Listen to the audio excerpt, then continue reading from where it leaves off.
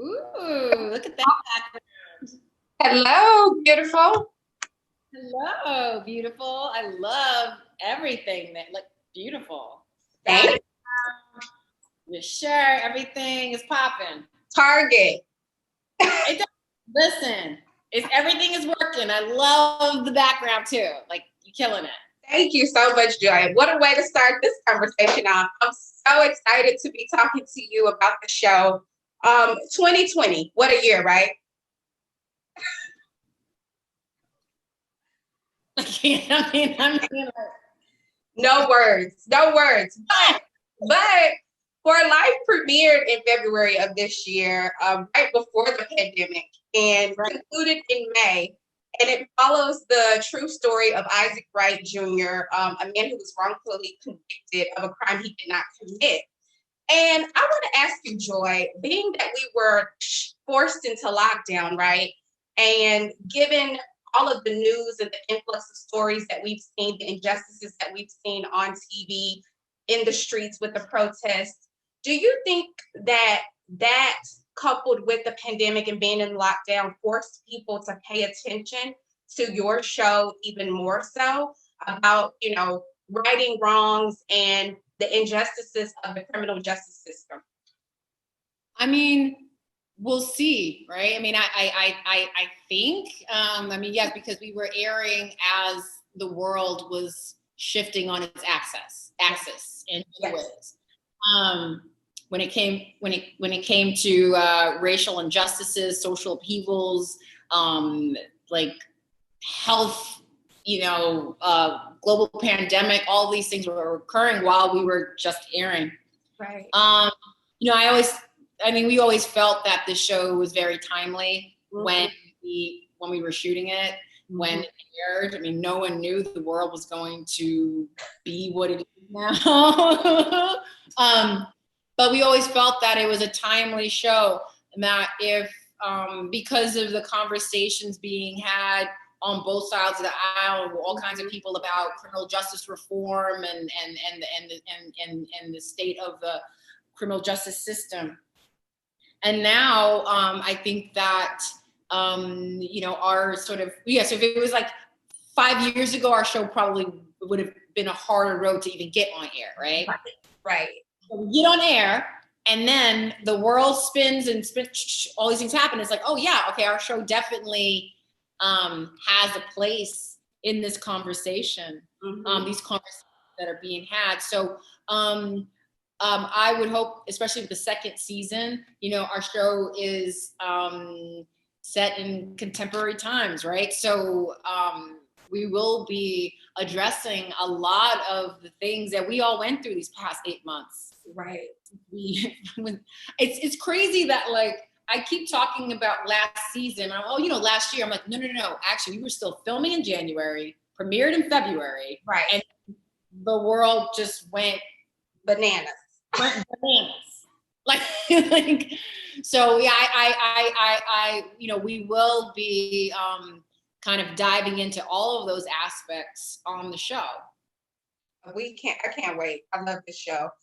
At the end of season 1, we see Aaron grappling with some tough decisions. What can viewers expect in season 2? What can we see happening with Aaron? And I'm going to get to Marie, but what can we see happening with his character and how you're supporting him? What can we see happen? Well, I think the biggest thing is that he gets out. Yeah. Then a lot happens.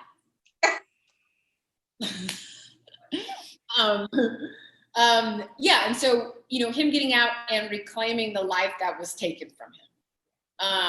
But how does he now fit into it? How does he adapt to it? How does he adjust to it?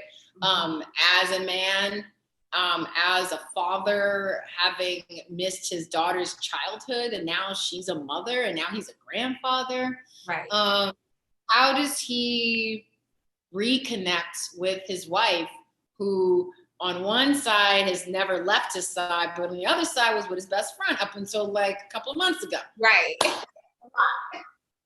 Right.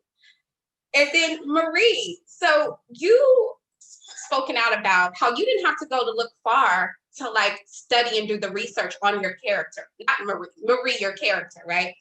talk to us a little bit about what was it like going to your friends, talking to them about what they had went through with their significant others, being that they were in Marie's shoes. What was it like going to them, and were they transparent and forthcoming with the struggles that they had faced? Well, the thing is that like I because it was two of my best girlfriends. I also, in speaking with them, but also remembering. I mean, we've been friends for a really long time. Right.